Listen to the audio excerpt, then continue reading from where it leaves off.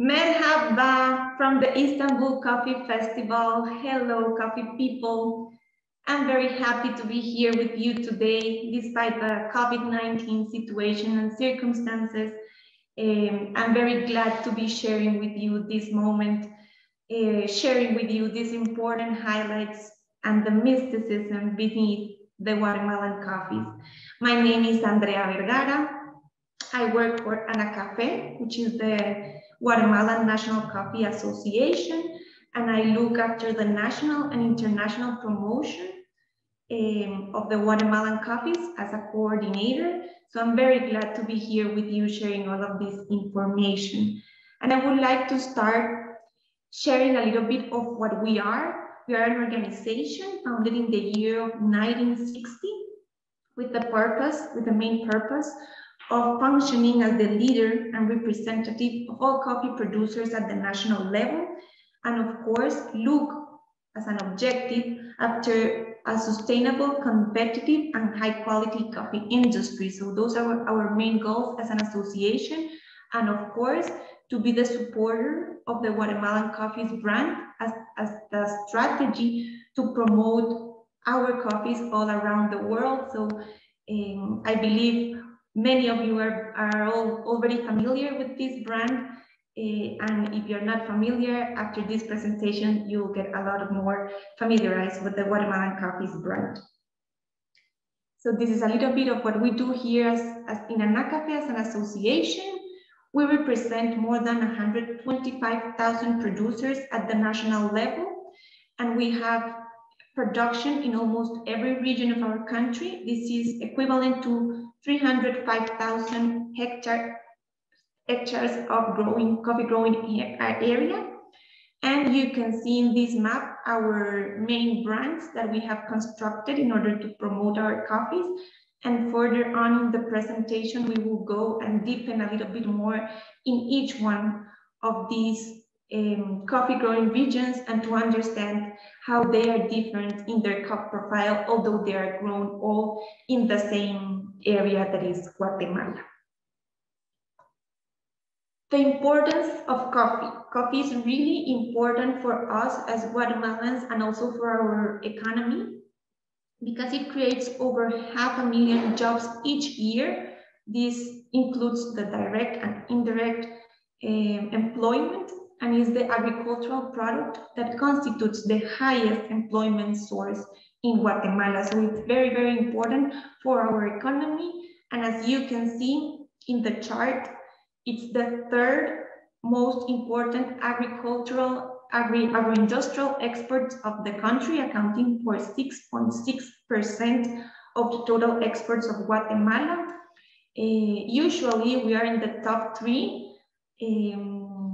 And the first place is always being in a fight with bananas and sugar, but it depends on the global economy and how commodities are working and functioning and behaving in the international market. So these are figures dated to December 2020, and we were placed as the third most important agri-industrial exports of the country, only being surpassed by cardamom and bananas. So coffee is very, very important for our economy. In the leading export countries, we are in the top 10. In the 10th position, you can see these leading export countries are being, number 1 position is Brazil, then Vietnam and Colombia are the leading countries in production and exportation. But what is important to see here is that Guatemala is placed as the 5th most important Arabica producing country that exports Arabica coffee. So although we are at the 10th position, we are also the 5th most important country producing Arabica variety and exporting this variety to the world. So we produce good coffee, we produce good amounts, and we export as well good amounts to many, many places around the world, and we will see where this coffee from Guatemala goes. So the big question, what makes Guatemalan coffees so special? That's the big question all of you are asking right now. what makes us different to other coffees around the world, or even other coffees in Central America. So we're proud to state that the high altitudes, the major geographic influences that we have in Guatemala make our coffee very, very special and unique. We have the influences of the Atlantic and Pacific Oceans. We have the influences of large crater lakes, which make our soil really, really rich. We have flat plains, volcanoes, which make also this volcanic soil really full of minerals and nutrients. We have high mountain ranges, and all of these combine to create the more than 300 microclimates that we have in Guatemala in an area of 67,000 square miles. And of course, all of these different microclimates generate a lot of different cup profiles and mark differences in our cup profiles in each of the different regions. So we will see how all of these conditions influence a lot the cup profile of our different coffees. Another point is that we have an artisanal process throughout the whole value chain. This means that our coffee is hand harvested, which allows the correct selection of beans in the plant, then in the wet milling. We also make a selection to select the most appropriate grains and to make that division. And then in the dry mill, we also make a selection of the grains to again make a third selection and have this separation of the grains with the higher quality and those grains that didn't achieve that quality, but also good grains. So all of this artisanal process of division, of selection, makes our coffee very, very special and very unique. And last but not least, we are recognized worldwide for being cultivated under shade. 98% of our coffee is shade grown. And what does this mean? This means that the shade trees benefit a lot at the environment and the plant as well. One of the benefits is, and one of the most important, is that it moderates the intensity of sunlight that arrives to the coffee plants, regulating the process of respiration in the plant and the photosynthesis. And what does this mean? This means that it allows the coffee beans in the coffee plant to mature slowly, improving the attributes of body and acidity in the cup. So all the process of photosynthesis undergoes a slower process that permits the generation of more complex flavors within the coffee bean.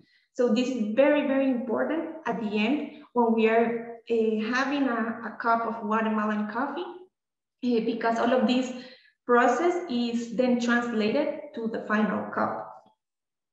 As well, the shade trees protect the coffee roots and leaves of the coffee plants from damage. This is because the coffee trees intercept the rainfall and the amount of water that slowly is released to the soil. So it does not come directly to the soil, but it comes slowly, preventing the erosion and maintaining humidity in the soil. So this is very, very beneficial for the plant and for the process that the coffee plant goes within the whole year. This, of course, means that the coffee plants retain 70% more humidity than their full sun counterparts. So the plant is always having that necessary humidity and water for the development of the process, the nutrition, and the photosynthesis, and of course, the born of the grain, the flour, the grains, and then all of the process that ends in the final cup. We have also the Inga variety, which is the most popular shade tree in Guatemala. And the Ingas have, and you can see them in this picture at the left, those are Ingas, have the unique ability to convert nitrogen gas in the atmosphere into a usable form through a process called nitrogen fixation. This process improves the fertility of the soil and reduces the need for chemical fertilizers. So as you can see, the shade brings a lot of benefits to the plant that we don't always see or we don't always tangibilize or write or follow, but all of these are benefits for the environment and for the plant. And at last, we have the decaying leaves that are the decaying leaves from these shade trees.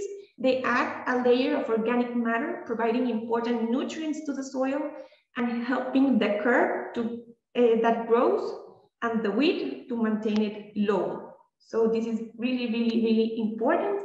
And that's why our shade is so important for Guatemala, for the environment, and for our coffee production. The coffee forest that is made, summing up the coffee trees and summing up the coffee plants, it's a total of 38 million shade trees and coffee plants, accounting for a total area of 305,000 hectares, 7% of the total national forest cover. So really, really important and really valuable for our ecosystems. And as I was mentioning before, where does this special coffee go to? Where are the top export destinations of our coffee? So we have our most important commercial ally, or we can name it, is the United States of America. 37% of our coffee goes to the United States.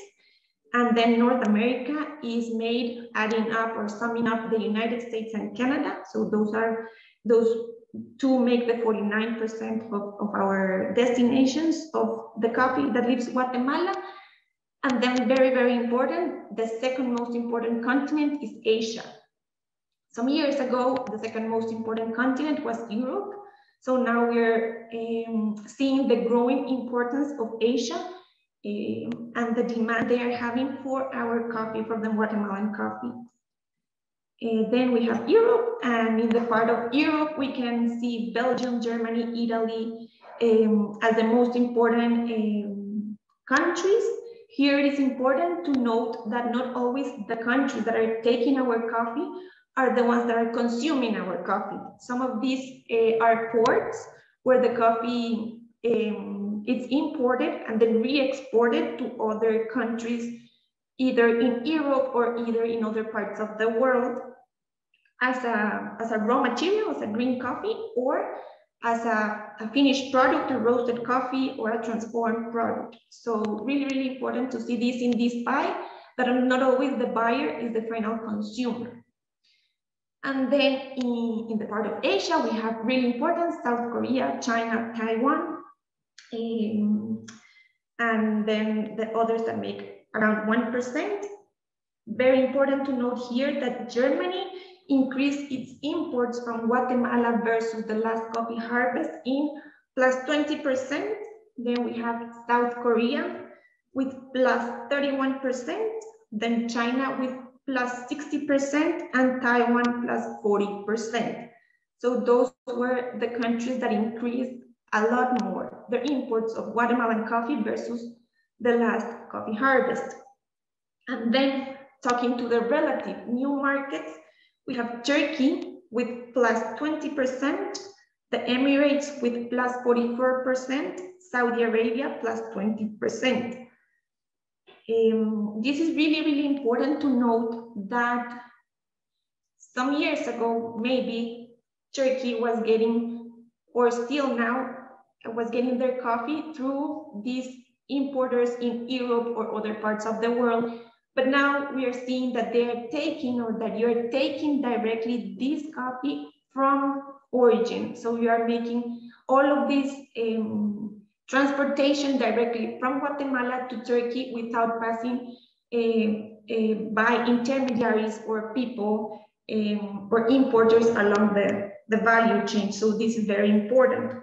We're also seeing that the westernmost part of the Asiatic continent is experiencing a very accelerated growth in their coffee imports. And this phenomenon is really carried by younger generations, which are leading this phenomenon, which are very young and curious generations. They're getting into coffee, getting more involved, and they're pushing this wave of coffee really, really hard in the Asian westernmost part of the continent. According to the ICO, between the year 2008 and 2018, 10 years period, coffee imports grew in Saudi Arabia, plus 42%, in Turkey, plus 192%, and in the Emirates, plus 249%. So we are seeing the great demand, the great growth, and the great interest you are having in our coffee and in our specialty coffee we are producing. With the exception of the Emirates, the re-exportation of coffee in these countries is very, very low, which means that what is imported actually is consumed in the country. So this is also a fact we need to take into account to understand all of these numbers and what is happening in the market. As we can see here, the Turkish market exports by type, clear interest in our strictly hard-bean coffee, which is the high-quality coffee grown above 1,300 meters above sea level. And we can also see that the demand is increasing year after year, gaining importance of the Guatemalan coffees and the interest of our coffee in your market. So thank you very much for all of this data. We can see here, and as product or result of the huge interest the Turkish market is having in our coffee, we have been participating for 2 years now, before the pandemic started, and with the help and coordination of our embassy in Turkey, we have been participating in the Istanbul and Ankara coffee festivals with very good results, a very good participation, and a very good interest from the market in our coffee. So here you can see some pictures and some presentations we have been making along these trade shows. Then, as I mentioned, I would like to end up this short presentation, digging a little bit more and inviting you to dive in and give a closer look to each of these magical regions we have in Guatemala, and to understand that the perfect combination of all of these factors I have mentioned before produce exquisite high altitude coffees with a delicious aroma, with a pleasant acidity and a lot of body and a delicate sweetness. So I will leave you with this very short video. The Guatemalan Coffees brand has been a successful international marketing strategy that has highlighted different coffee regions in the country. All coffees from Guatemala develop a delicious aroma, acidity, brightness, consistent body, and delicate sweetness. In every coffee region of the country, these attributes have special characteristics which result in unique cup profiles. Acatenango, bright acidity, prolonged aftertaste. Antigua, elegant and balanced, particularly sweet. Atitlan, citric acidity and a lot of body. Coban, fruity notes, fine body. Fraijanes, pronounced acidity, defined body. Huehuetenango, fine acidity, winey notes. New Oriente, a lot of body, chocolate flavor. San Marcos, floral notes, pronounced acidity. Thank you very much for being here. Keep loving our Guatemalan coffee and supporting our producers, and never forget that behind every cup of coffee there is a Guatemalan family. So cheers.